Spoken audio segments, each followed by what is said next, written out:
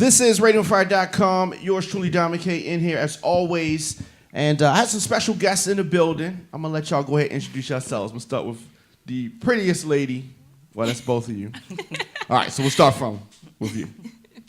Hello, my name is Janae Simmons. You put on a sexy voice. I'm Earl Bowers. And I'm LaShawn Sharp. How y'all doing? Good. How are you? I'm wonderful. So we're here to talk about a new project. Yes. Who Can You Trust? Part 2. Part two. Okay. So what's the whole history behind the Who Can You Trust series? Well, Who Can You Trust series, it starts about two cousins, one by the name of Gutter, one by the name of Lucky, and they come up in the streets in Baltimore and they look up to their uncle. Their uncle is the only successful person they see in the neighborhood because he has nice cars, nice clothes, even though you see people working, but they also catch the bus to work, so that wasn't something that they inspired to be. So they see their uncle and they want to be like their uncle. As they get older, you know, he eventually introduced them to the drug game, and he kind of gets out and moves to New York to start a real estate company. But he kind of informed them that, you know, this isn't the way you want to live your life. The whole life is a stepping stone, so get some money and get out. But then you got crazy cousin by the name of Gutter, who's just an idiot. He don't listen. He thinks everyone owes him something. But you have Lucky, which is more like the one that's kind of quiet. He's smart. He thinks before he moves, kind of like his uncle.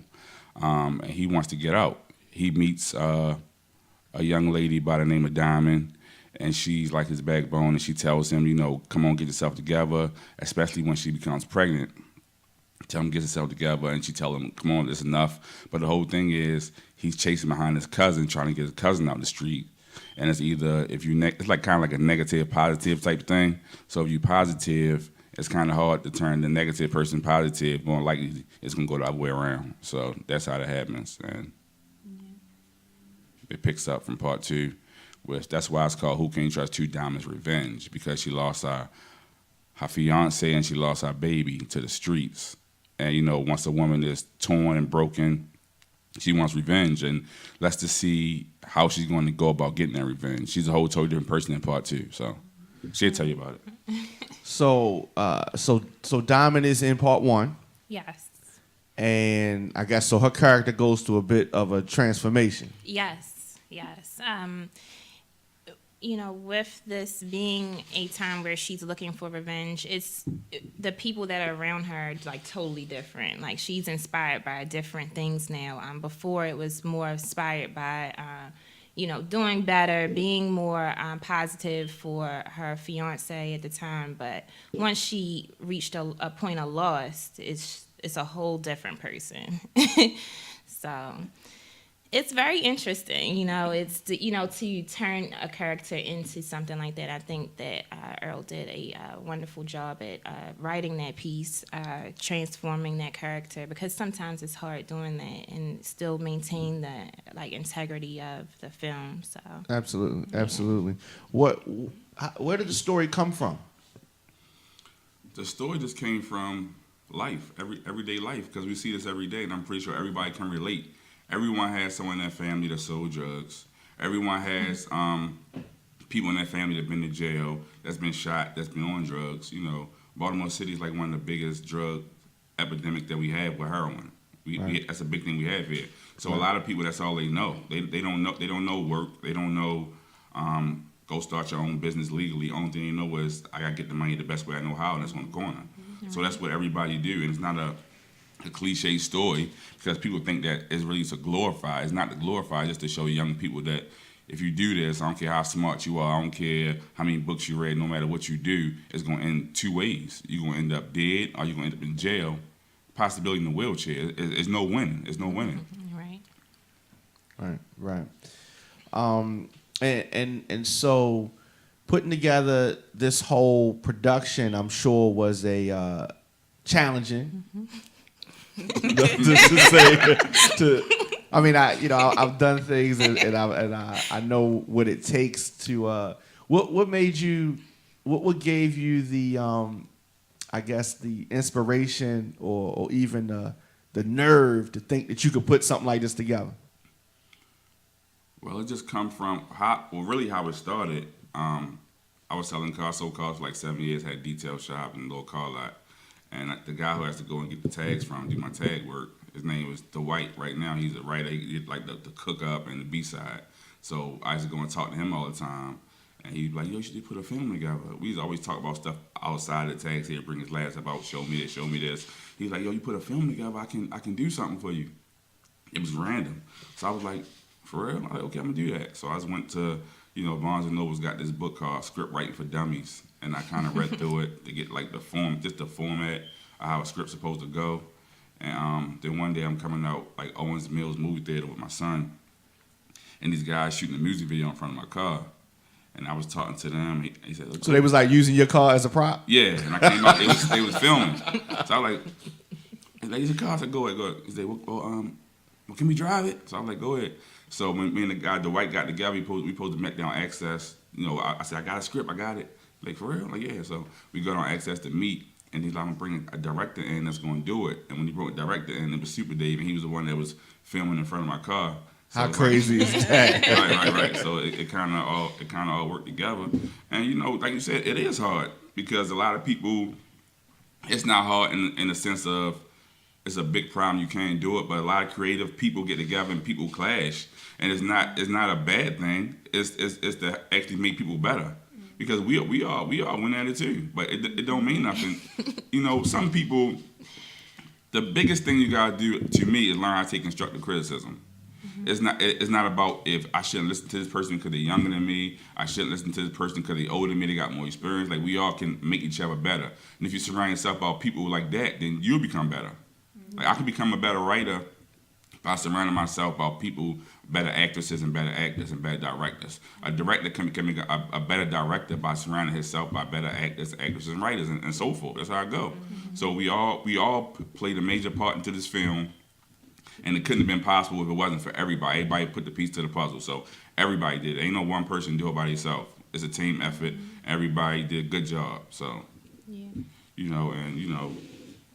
these are two very talented people. I'm not just saying that because they're in the film, but check it out and you will see. And that's how that goes. So how did you come across these two ladies? Well, I met LaShawn when I first did the first one 4 years ago.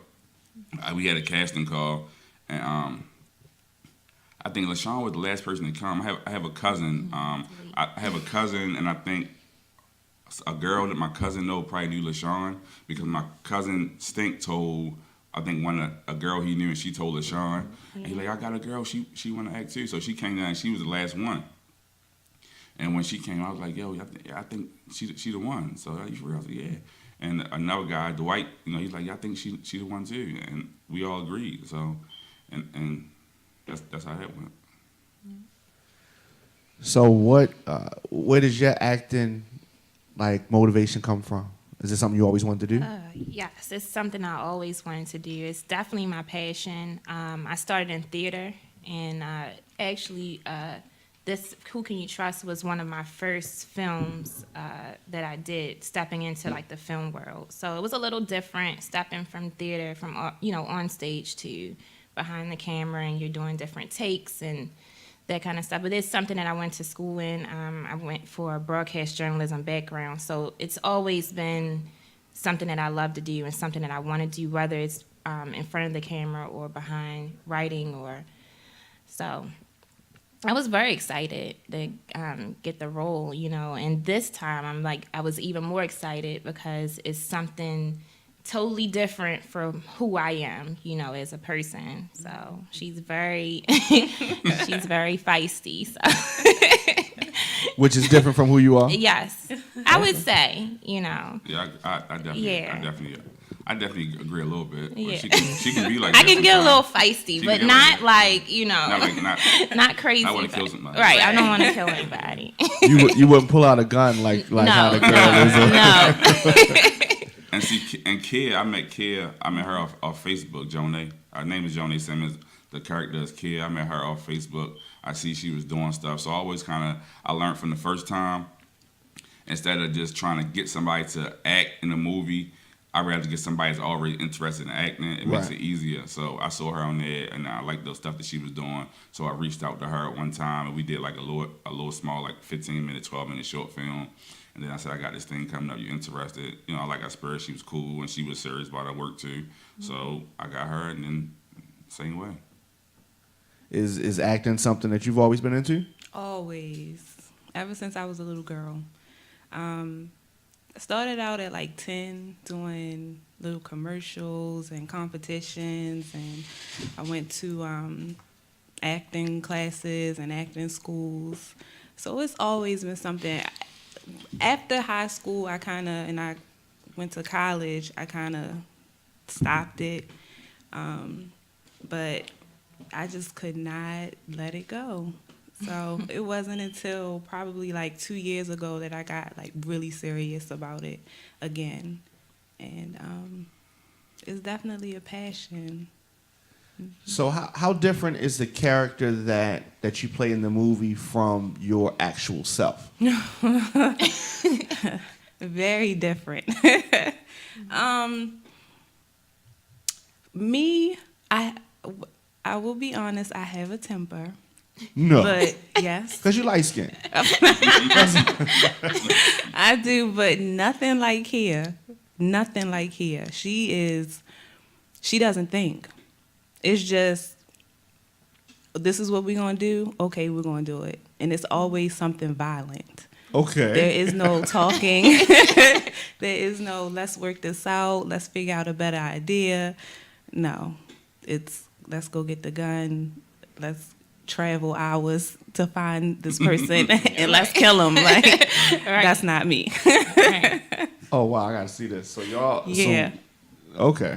All right. Yeah, I would say that that's one of the best things about this film is if, you know, it is a sense of women empowerment in a sense. You know, they may not have the right idea of of the things that they're trying to do, but sticking together, that's something that that's a theme throughout the film. You definitely see women kind of taking charge. Yeah. In this one, it's not a man's world this time. No. It's a Yeah. very strong cast of women. The women really take over the film, like they said. So. Is this a film for everybody, or is this restricted for certain age groups? Can kids watch this? I would say no. Yeah, I would say no. I would say no. I would say no. Yeah. I would say 18 and over. Okay. Okay. But to be honest, these days, what people that their kids watch is like kind of like. but I wouldn't recommend it. I wouldn't let my daughter watch it, and she's 13. I wouldn't let her watch it. You know. Yeah. So that's good. The premiere. Let's talk a little bit about that. Okay, the premiere, 11, 10, 16 at the Charles Theater, 7 p.m. So, you know, we kind of encourage whoever's coming out to try to be there on time because we don't want to hold a movie up for other people that's there that really want to see it. So you can get there early. You know, Charles Theater is right connected to like a little tapas restaurant. You can go in there, get yourself a glass of wine, get something to eat, but try to be prompt so we can start this thing on time because we're going to be there from 7 to 9. Right. And so that's a good theater. That people be able to see it on the big screen, and that's always a good thing when you can kind of do that. So as you said, 7 p.m. 7 p.m. sharp. Tickets are available now. Tickets are available now on Eventbrite.com. Also, Wednesday we will have tickets in our hand because, you know, we all like to put stuff on hold to the last minute. True. So we had tickets on hand so that way you can't say, I'll get it offline because I got it in my hand right now. So just get it. That way, you know, you'll be there. You know, it should be a sold-out event. You know, all the characters are bringing people out that want to see them on the big screen. We're very excited about this film. We're not just saying it because we're in it, but this is a film that everybody needs to see. You know, just you really need to see this film because everybody put a lot of work into it. The director, he's right now editing, so shout out to James Perry. Yes. He's the director, he's the editor, and he takes his craft very seriously. He's not somebody that's going to take his stuff, you know, and just chop it up any kind of way. He's down with the color grade, and he puts a lot of work into it. So when you see the visuals, you'll be excited, and you just know that he did it, you know. And he Very talented. very talented person. So. And for people that can't make the premiere, people that's out of town or whatever their situation is, when will they actually be able to see the movie? When does it release? The DVD release date is 11/22. So November 22nd, 2016. The movie will be released. We will have hard copies in the stores, and we also will have it online. We're going through the process right now, trying to get it on every online site we can possibly get it on. Yeah, so people will be able to stream it. They'll be able to have a hard copy. Yep. And all that good stuff. And what about part 1? Part 1 is available right now. You can go look at that. It's on YouTube. Just go to Who Can You Trust Movie, and you can watch it for free. Put it up on there so you can kind of catch up to what's going on.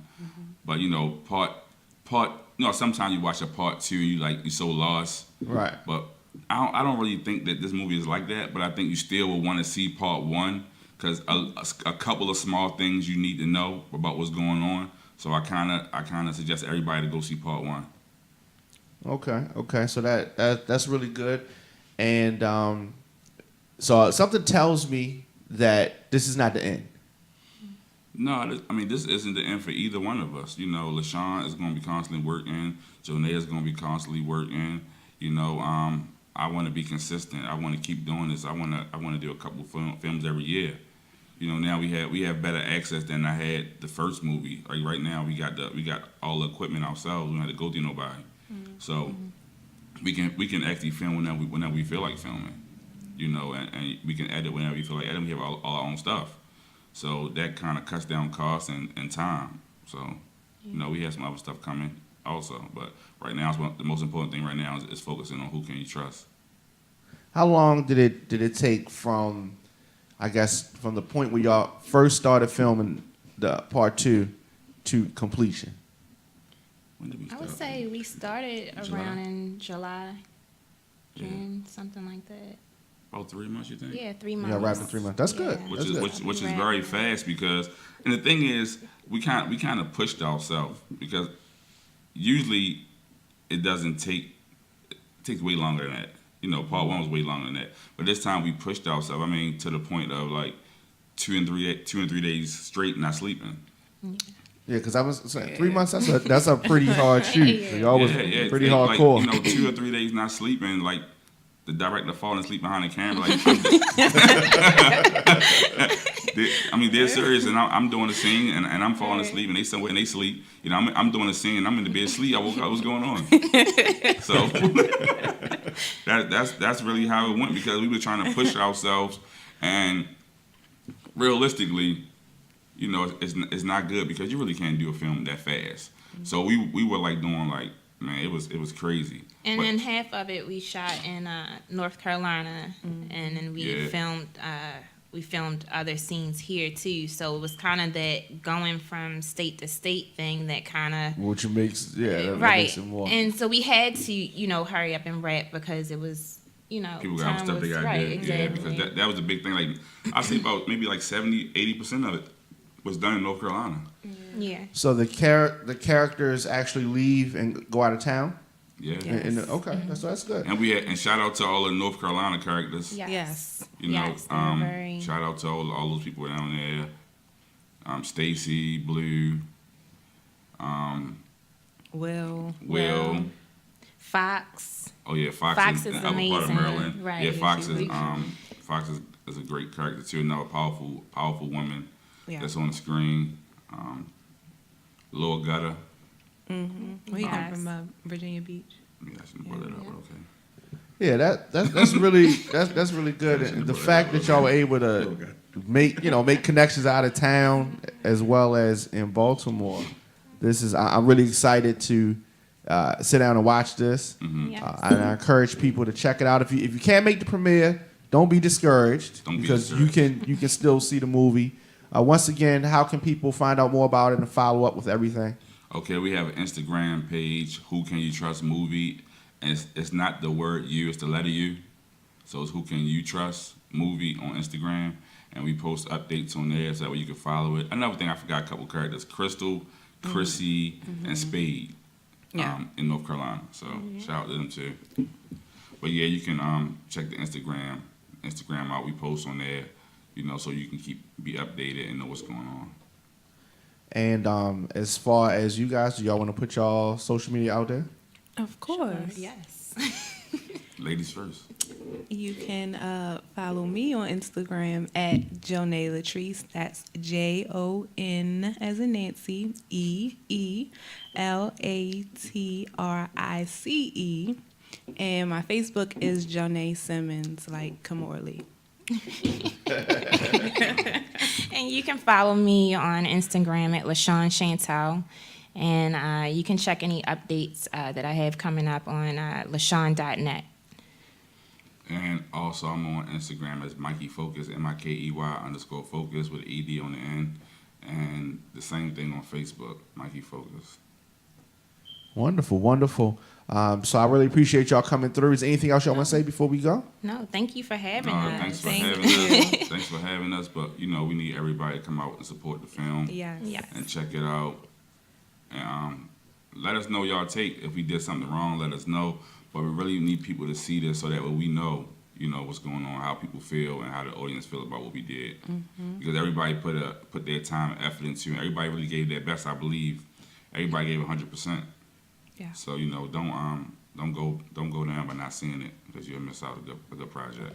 Absolutely. And Sugar Mama Radio is going to be in the building at the premiere. Oh yeah, live broadcast. Yeah, Sugar live Mama broadcast Radio. there. Uh-huh. So, like I said, I'm excited about it, and I definitely encourage everybody to tell a friend to tell a friend. Who Could You Trust? Part 2, Diamond's Revenge. Diamond's Revenge. Diamond's Revenge. It's Yeah. her revenge right now. She want revenge. Nervous. She lost a lot of stuff dead to her. So a lot of women should be able to relate to this, because, you know, every day we losing black men, you know, to the street, jail. Well, to say the street is a monster. I don't think a lot of people know how strong that word is. When they say streets, they think it's always a good thing, but streets is like the devil, Yeah. because streets take everything away. Yeah. Everything away. It take your life away. It take away your family. It take away your body. As far as like drug abuse, everything. It's like nothing good comes from it. But for some reason, people think that they can out slick and outsmart it. And I'm here to tell you that you can't. You know. So, you know, come out and see this movie. You know. And have a good time. It's going to be fun. Have a good time. You know, we're gonna be there having fun. We're gonna be talking, laughing, joking, taking pictures. You know, but for all the women that lost their family to the streets, their father, brother, sister, mother, uncle, whoever you lost, you know, Diamond speaks for all the women. You know, and she wants her revenge, and she coming to get it. So come see how she gets it on 11/10/16 at the Charles Theater at 7 p.m. Yes. Well said, well said. Thank y'all again. Thank Thank you. Much Thank you. success to y'all. Thank you. All right, stay tuned, y'all.